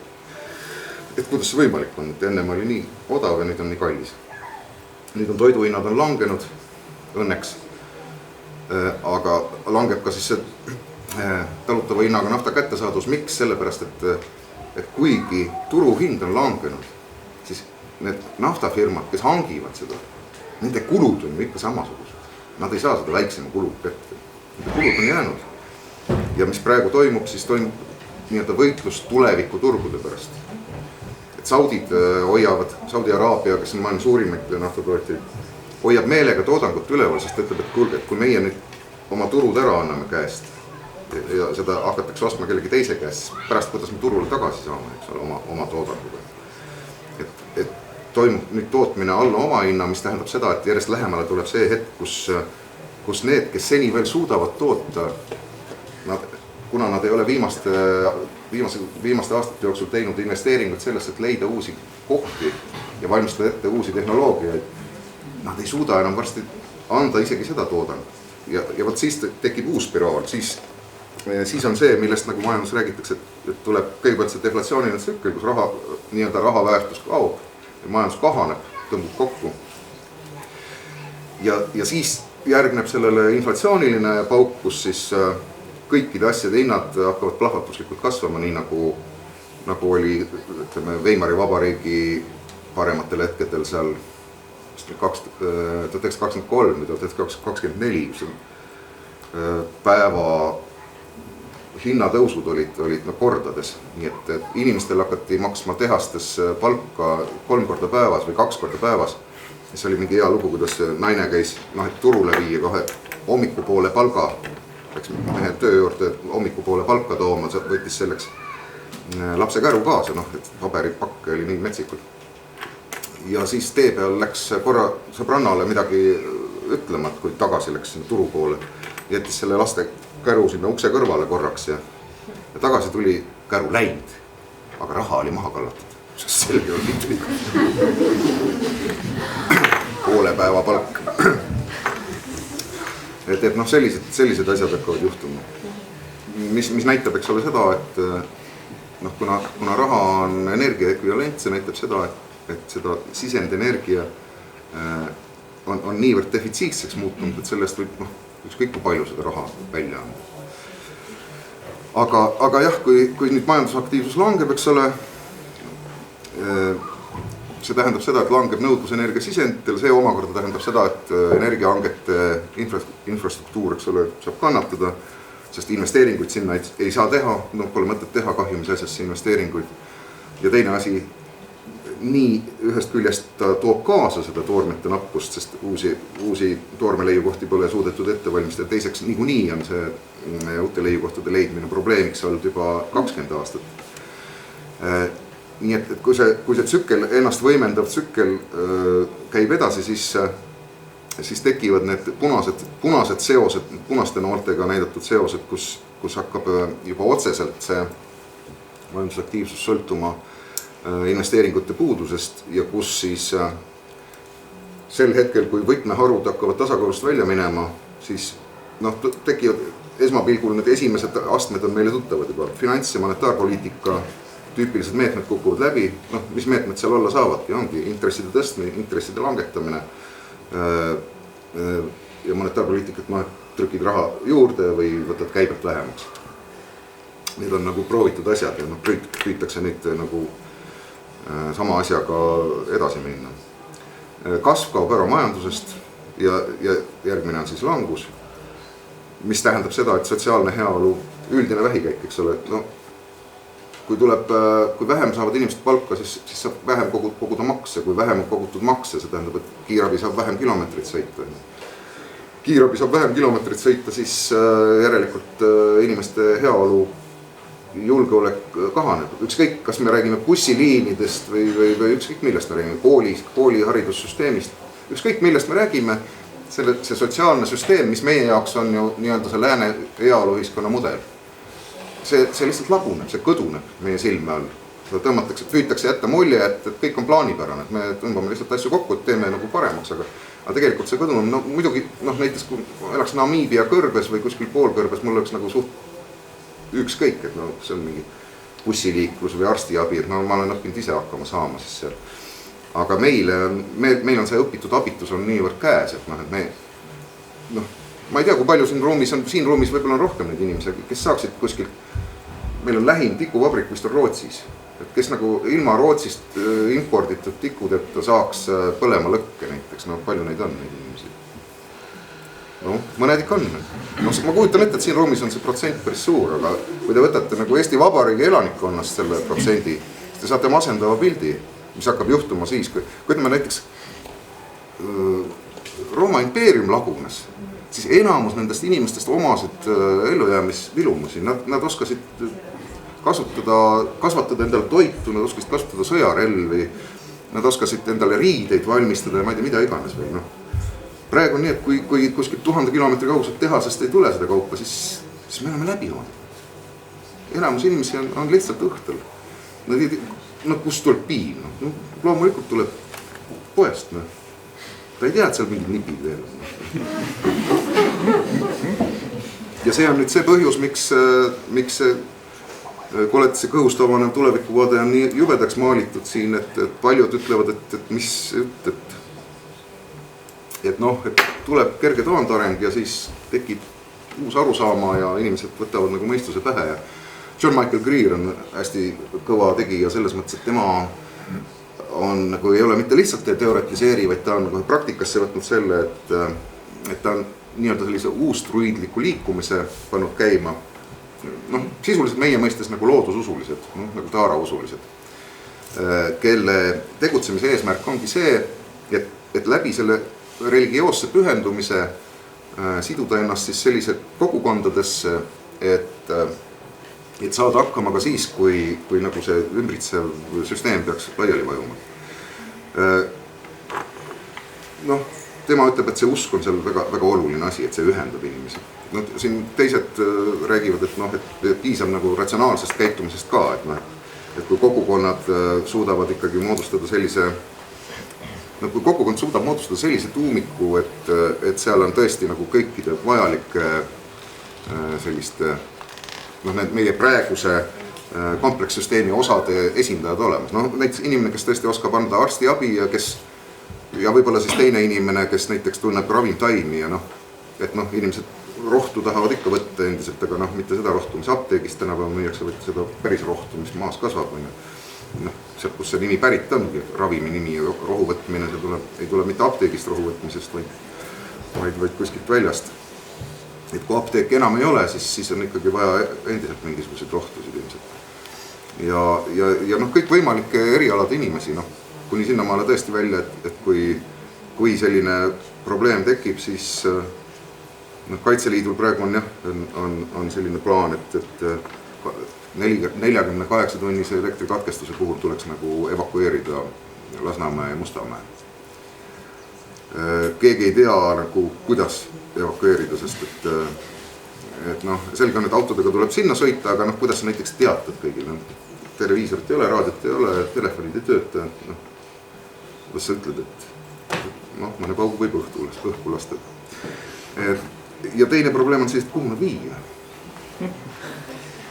Ainuke linn, kellel on tegutsemisplaan selleks puhuks on Tartu ja see tegutsemisplaan kehtib Anne linna kohta. Ja kuhu nad siis viiakse on siis, ma ei mäleta, mis number, keskkool, see oli sinna koolimajja viiakse. Et sellega on probleem lahendatud. Aga kujutage ette kortermajas, kui teil ei ole elektrit. Te ei saa kakal ka käia, eks selle. Talvel külmaga tekib seal mingi paari ööpäevaga tekib ilmselt sihukene fekaalbetoonist post, et see maja tuleb maha lammutada. Aga te ei saa süüa keeta, teil ei tule vett kraanist, eks ole. Mitte midagi ei saa teha. Põletate mõne päeva mööblit ja sooja saada ja edasi, mis tuleb siis nagu naabrimehe kintsu saagima. Et lapsed süüa saaksid. Et loomulikult tuleb sealt tohutu mass inimesi, kes on meeleheitel ja kõigeks valmis. Ja sellepärast, et meie oleme ju veel suhteliselt kehvasti urbaniseerunud siin. Et paljud riigid on palju tugevamalt seda teinud ja kogu maailma rahvastikust nüüd 2011. aastast elab 50% linnades. Meil on see protsent palju suurem, meil on üle 70% linnades. Ja põllumajandusega meil tegeleb vähem inimesi vist, ma ei tea, kuidas meil selle vangilaagritega on, kas meil 3% vist vanglates istu inimesi või. Aga põllumajandus hõivatud inimeste ja vangilaagris istuvate inimeste osakaal on enam sama arenenud maailmas. Et see näitab nende lähedast sugulust, et vanast ajast juba orjanduslik. Aga et see pilt nii karm on siis siin, et muuhulgas ka siis Dennis Meadows, kes selle Linnistu Grow uuringu üks juhtidest oli. Ja muidugi Pentti Linkola, kes on lugenud, teab kui masendavalt must, kui ta kujutab ette musta värvi, siis see, mida tema ütleb, see on meil palju mustem. Et nemad ütlevad jah, et see kõik on võite ju unistada, aga et ei ole nagu mingit lootust, sellepärast, et kujutage ette seda hetke siis, kui tõesti see komplekssüsteem kokku vajub. Et meil on kas või ta toob lihtsalt ühe probleemi, et meil on üle maailma tuumajaamades on 300 000 tonni radioaktiivseid jäätmeid, mis vajavad kogu aeg vee peale pumpamist. Et kes need tüübid on, kes hakkavad ämbritega sinna vett vedama peale? Et 24 tundi peale seda, kui pumpamine katkeb ja kui varugeneraatorid lõpetavad, 24 tundi peale seda tekib iseeneslik süttimine ja tegelikult on kogu planeedi atmosfäär täis radioaktiivset joodi esmajoones ja kõiki teisi, kogu Mendelejevi tabel, hinga sisse, hinga välja. Et see on rumal jutt, et üldse midagi teha saab. Teised ütlevad, et ei, et küll ikka midagi moodi ikka tuleb teha riikidel plaanid ja kavad valmistada selleks ja siis poliitikud ütlevad, et kuulge, et ma saan aru küll, et olukord on nagu siuke, aga me ei saa ju rahvast paanikasse. Me ei saa ju hakata siukest kava tegema, püha jumal, mis nad siis arvad, et siis ongi maailma lõpp. Et parem mitte teha seda kava. Et küll siis näeb. Millal tekib paanika? Paanika tekib siis, kui inimene ei tea, mida teha selles olukorras. Kui inimesel on teada, mida ta peab tegema ja teise olukorras, siis ei ole mitte mingisugust paanikat. Ja sellepärast nüüd sotsiaalpsühholoogilised uurimused näitavad seda, et mis nüüd tõenäoline üldse võiks olla. Ütlevad, et mida oleks tegelikult vaja, oleks sisuliselt vaja luua nii-öelda ökoriik. Sisuliselt oleks vaja minna ökoriigi juurde, mis siis nagu laias mastaabis tähendaks seda, et see riik koosnekski, kõigepealt ta oleks ise ennast ära elatav, eks ole, et ta suudaks toota oma toidu ja oma tarbeesemed seal koha peal, et need tarbeesemed ei ole mitte ühekordseks tarvitamiseks, vaid nad peavad olema disainitud ja ehitatud nii, et neid on võimalik peaaegu lõpmatuseni remontida. No umbes nii, nagu need asjad nägid välja kuskil 19. sajandi lõpus. Et siiamaale vaatad, mingisugused vennad tulevad selle uhke 1820 aasta või 1850 aasta ehitatud aurutraktoriga sõidavad ringi. Aga kes on näinud ringi sõitmas mingisugust 70. aastate alguse traktorit, ei ole. No, mõned veel roostetavad kuskil, aga üldiselt nad lagunevad ära. Sest efektiivsus on selline asi, mis tekitab olukorra, kus kõik peab kiiresti ära lagunema ja et sa ostad nagu uue asja, efektiivselt käitud. Et sellist asja demokraatlikus riigis nad väidavad, see ei ole võimalik. Miks? Sellepärast, et 70% arenenud maailma inimestest, niipea kui keegi peaks valimistel hakkama neile rääkima, et teate, härrased ja prouas, et nüüd on meil vaja oma riik ümber reguleerida niimoodi, et me saaksime ise hakkama. Siis öeldakse nendele, mitte ilusti. Sest see tähendaks elukvaliteedi langust, eks ole. Teine probleem, mis on see, et väidetav selline muutus, et me tõenäoliselt olema liikumas kogu Euroopas nüüd autoritaarsete režiimide poole, mis põhinevad siis, ma ei ütle, et see on mingi hea või halb asi, see on lihtsalt kui fakt. Kui te vaatate ringist ja näete seda, et see on toimumas juba, mis põhinevad siis nii-öelda mõnes osas religioonil, mõnes osas rahvusel, aga suures osas ikkagi ksenofoobial ja see on ka loomulik, sest et ksenofoobiaks on meil täiesti põhjust, kui me tahame oma riigipidamise eesmärgist kinni hoida, siis ÜRO ütleb, et sellist põgenike lainet, mis praegu liigub üle maailma, et sellist ei ole ajalooallikad registreerinud peale 5. sajandi rahvaste rännakut ehk Rooma riigi langemise aegu, sest teise maailmasõja taseme, kus oli kõige seni tuntutest kõige hullem põgenike lained liikusid, seda ületab juba kahekordselt juba praegu. Ehk maailma rahvastik on hullemas olukorras, kui oli teise maailmasõja ajal. Fakt on see, eks ole, miks inimesed hakkavad liikuma. Miks siia tulevad noored mehed? See on arusaadud, see on see probleem, et sõjad on kestnud päris pikalt ja loomulikult, kes sõdivad? Noored mehed. Ja kus neil on kõik need, kujutage ette sõjapõgenik, kui Eestist peaks mingi sõjapõgenik minema, et sa laod lihtsalt välja mingi 5 tonni dollarit selleks, et saada kuskilt üle mere. See on ebareaalne. See sõjapõgenik äärmisel juhul jõuab võib-olla kuskile maakolkasse jala minna, kes on tegelik sõjapõgenik. Aga see, kes tuleb siia nende nutiseadmetega, see tõenäoliselt on sõdinud seal. Tõenäoliselt on see ala uuesti tagasi läinud teiste grupeeringute kätte ja tõenäoliselt on see mees kuskilt kogunud natukene nii-öelda sõjasaaki ja ta ei saa minna tagasi sinna. Tal ei ole väljapääsu, ta peab kaduma sealt. Tal on kuskile vaja minna ja nüüd, kui Euroopa Liit on täielikus otsustamatuses, kus nagu käib teki ära rebimine ühelt poolt ja teiselt poolt, loomulikult, mis oleks veel lihtsam kui öelda, et kuule, et me, teate, see põgenike värk, see on muidugi jõle jama teil seal Kreekas ja seal Itaalias, aga katsub midagi ette võtta, sest kus tulevad, me ei saa ju, kuidas me jätame nad merre uppuma või ei saa ju, võtke nad ikka vastu. Kreeklane ja itaallane ütleb selle pealt, okei, aga kas ma lasen nüüd siit läbi piiride teie juurde? Jah, aga ma ei saa ju öelda ka, et kuidas me ei saa neid tagasi vedama hakata, me ei saa neid isikutki kindlaks teha. Et jagame siis näiteks kõigile laiali, las igaüks võtab natukene, ja siis keegi küsib, kes need on üldse, kes need on, need noored mehed, kes tulevad? Me ei tea, neil pole ju dokumente kaasas. Ma tuli meelde Mihkel Kunnuse soovitus, et teate kui vägevad. Kogu Eesti rahvas hops paatidesse, sõuame Rootsi ranna poole tee peal, viskame kõik isikud tõendavad dokumendid minema, meid võetakse kõik pagulasteks ja lähme. Seal on see pagulasabi on tunduvalt suurem kui meie see mingisugune, ükskõik missugune palk, keskmine palk. Et see oleks nagu hea retsept ja siis, aga ta ütles, et asi õiglane oleks, siis nagu rootsed võiks omakorda teha sama Norra piiril ja norrakad võiksid siis põrutada sinna poole. Nad on niikuinii kõrgema tasemega harjunud. väga hea retsept, noh, kui niimoodi saab elamustingimusi parandada, eks ole. Ja Aafrikas on tõesti, olukord on hull, noh, miks need hõimude vahelised sõjad käivad, sellepärast, et haritavad maad hävivad. Kliima soojenemine mõjub juba seal nii kiiresti. No.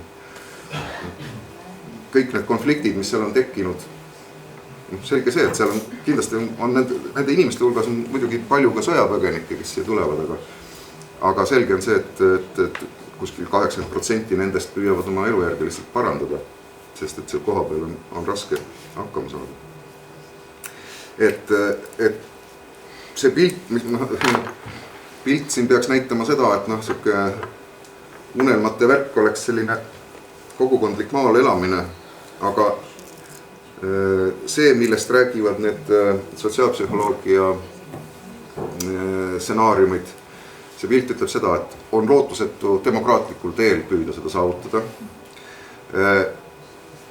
Tõenäoliselt tulevad võimule peale sotse, kõigepealt valitakse sotsiaaldemokraate või sotse üldse, sellepärast, et neilt toodetakse, et nad nagu taastavad imekombel selle heaolu, mis meil nagu oli harjumuspärane, et noh, et kõik läheb paremaks, sest nemad on need, kes jagavad ju ümber, eks ole.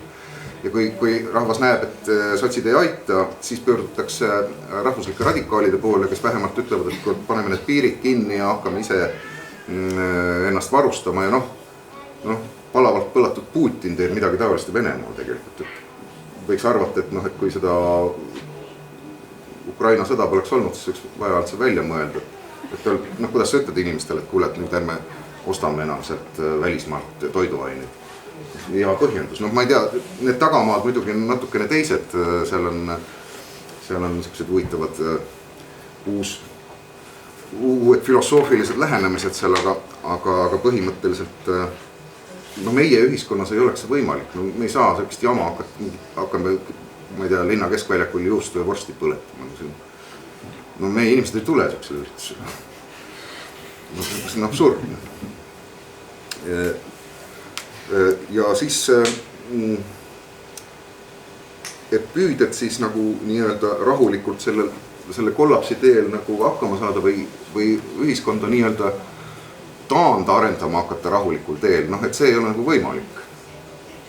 Et seepärast tõenäoliselt see skeem saab olema selline, et see suur komplekssüsteem lakkab toimimast, siis need, kes hakkama saavad, on siis see osa ühiskonnast, kes on nii-öelda anarhiliselt organiseerunud. Selle all peetakse silmas näiteks ökokogukondi. Te olete anarhistid. Anarhism, eks ole, teatavasti ei tähenda mitte seda, et kõik teevad, mis tahavad, vaid anarhism tähendab seda, et ei tunnistata nagu mingisugust väga suurt autoriteeti kuskil keskselt, vaid on oma mingi grupi organiseerumine.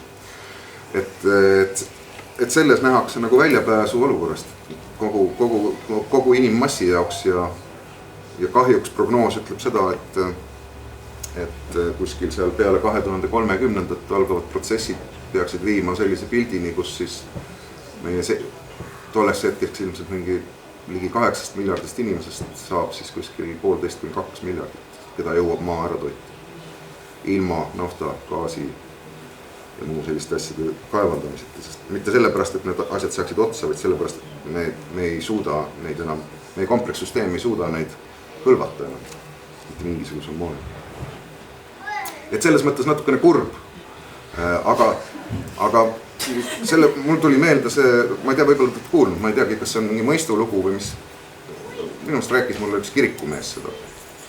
Rääkis sellest, kuidas kaks loodet või kaks beebit ema kõhus arutlevad. Üks ütleb, et mis sa arvad, kas on olemas elu peale sündi? Ja teine ütleb, et ma ei tea, kuule kujuta ette, mis jama, vaata, me oleme ju siin kogu meie verevarustus käib ju näed, ema juurest tuleb see jünn ja nabasse ja toit ja õhk ja kõik, mis seda ei oleks, mis me hüpsed ju silmapilksalt. Teine, et ei, mina arvan ikka, et peale sündi võib-olla see, mis peale sündi on äkki see on palju suurem ja valgem kõik ja eledam ja äkki kõik palju lahedam seal olla. Ja selline vaidlus käib.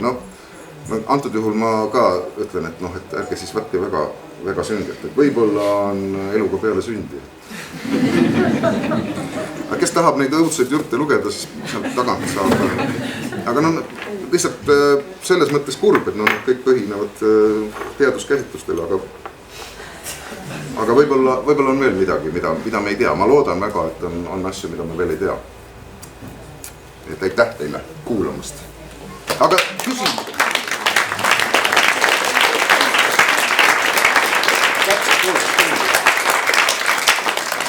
Et kas see Torgu kuningriik on siis selle tuumakatastroofi ulatusalast väljas või? Ei. Olete seda uurinud, kui suur? Põhimõte on selles, mida ma soovitan teile ka, et ärge muretsege nende asjade pärast, mida te muuta ei suuda. Mäletad see Kurt Vonneguti tegutsemise ideaal, eks ole. Et Jumal anna mulle jõudu muuta asju, mida ma muuta suudan, mõistust muuta asju, mida ma muuta suudan, jõudu leppida asjadega, mida ma muuta ei suuda ja kannatust nende vahel vahet teha. Või kuidagi nii, ma üteldan natuke. Jah, natuke teistpidi, aga et pole mõtet, mida me saame teha, me ei saa mitte midagi selle vastu teha. Et parem on ikkagi valmistada ennast koha peal, et see on see, et mõtelda tuleb küll globaalselt, aga tegutseda saab ainult lokaalselt ja ei tohi mitte võidelda mingite asjadega, mis on globaalsed arengud, vaid püüda kohaneda nendega nii palju kui võimalik. Ükskõik kui palju see võimalik on. Võib-olla see asi ei ole nii hull. Et Fukushima ümbruses ka inimesed elavad ja Tšernobõli ümbruses elavad. Et muidu oleks nii, et viskad lihtsalt rusikanurkad, et kõik on läbi. I have 2 questions. If you are 20 without education, what did you do? Go to school or learn something for grow up outside? And if you get money, do you buy something material or do you took in a bank or something like that? You mean what I think will be better? Yes. Yes, if you are 20, do you go to school or do you learn an alternative? I think alternatives is the main questions are to learn to live without this complex system support. It's, in my view, it's a main question today. Okay, and if you have to work for it, after it, you have some money. What do you do with if later we don't know what about the bank? What do you do with this money? There is many different approaches for this. Maybe you know survivalist movement. Survivalists. It's very much of them in the United States. They prepare for real bad situations and they put all their money to make this. And there is guns, you know, and so on and so on. But I think that it's one of worst methods to make yourself some castle in the woods with a large amount of ammunition and guns and I don't know, conserved food. It's no question how much you have this ammunition. These places will be first what will be turned apart because people who comes for this they have nothing to lose. But it's hard to say. I think for complete enesega rahuloleks, no ma ei tea. Yeah, for self satisfaction you must do what you think will be better for you. There is no one recipe.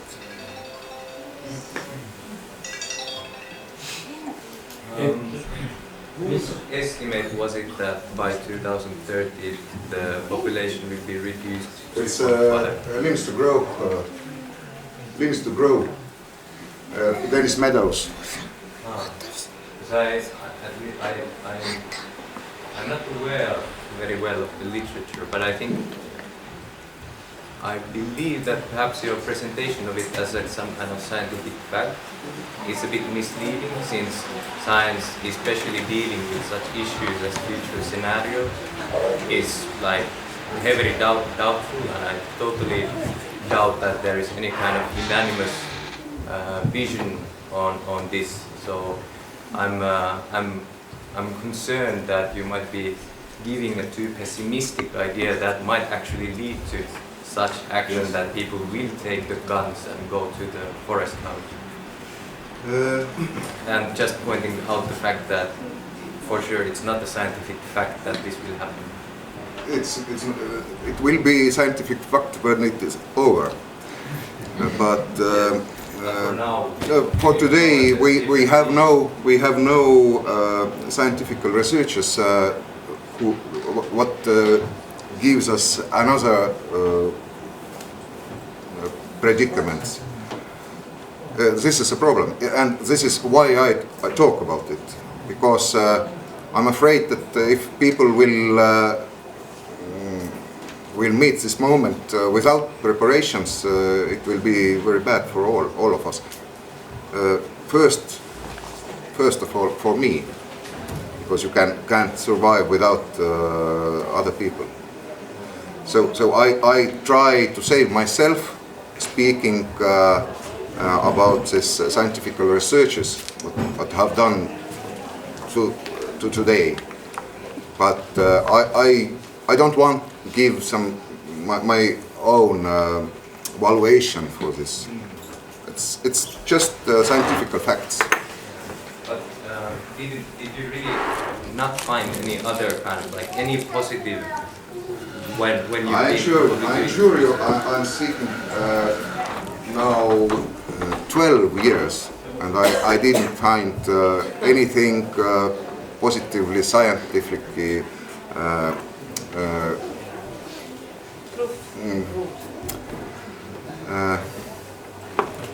Okay, I heard a couple of, but I think I'm not so aware of them for the moment, and I don't know the sources. So I think there was some idea about the possibility of this like kaskiviljely type of thing, which might actually increase the yields and nutrition that can be obtained for a certain area of land, like dramatically.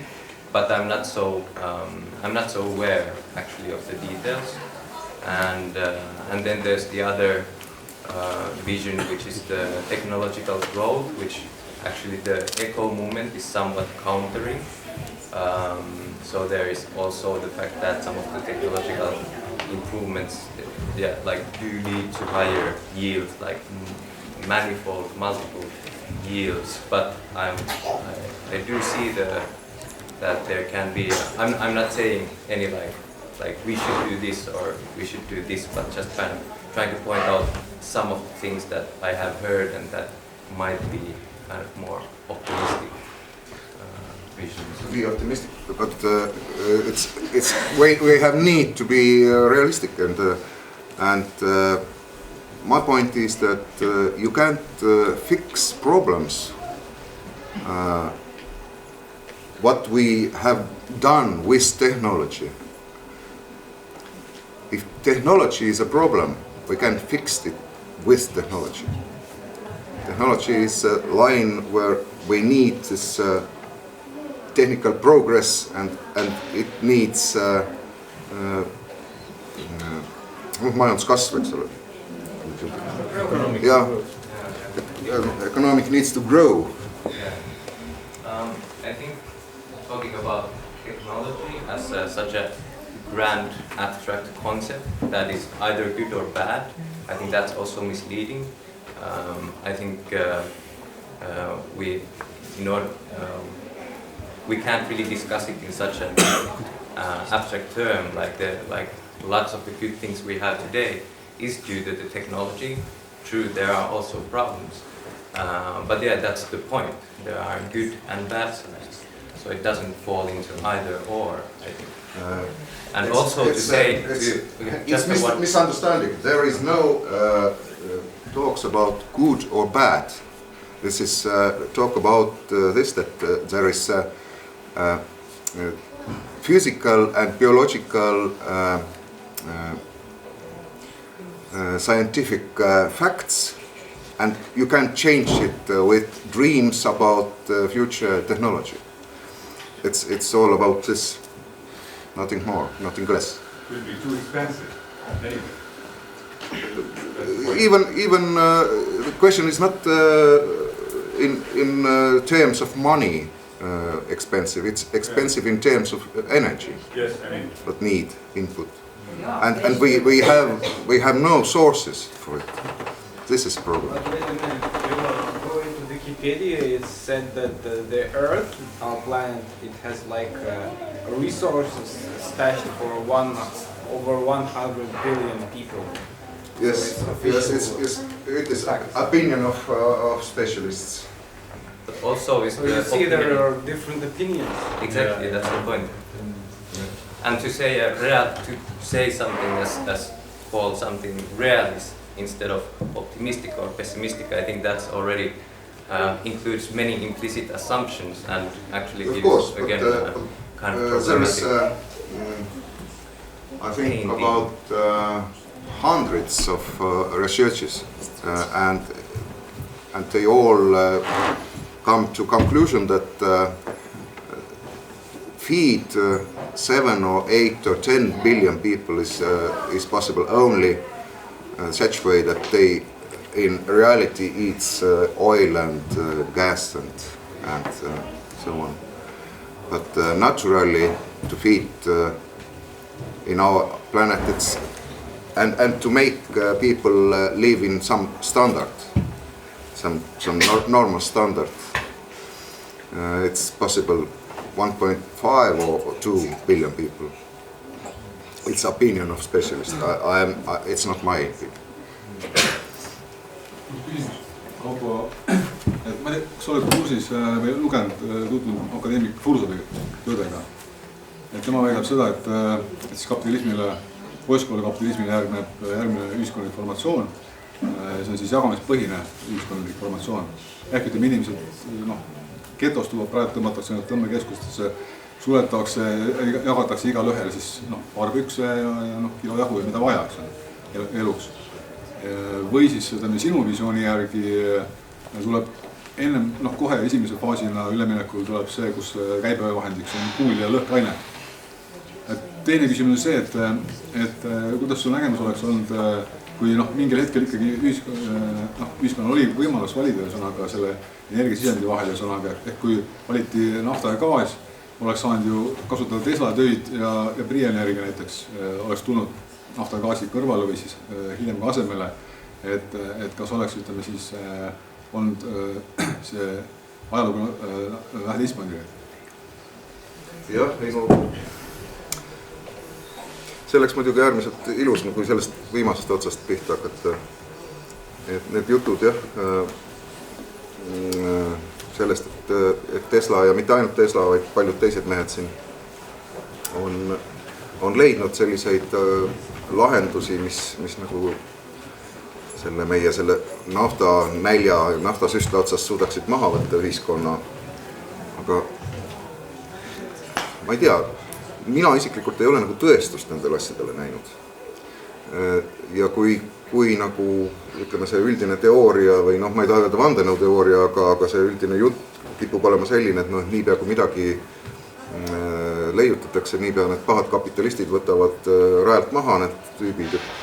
Et sel juhul, mis tekitab kahtlusi on see, et näiteks Hiina Rahvavabariik, see on suurima tehnilise potentsiaaliga riik.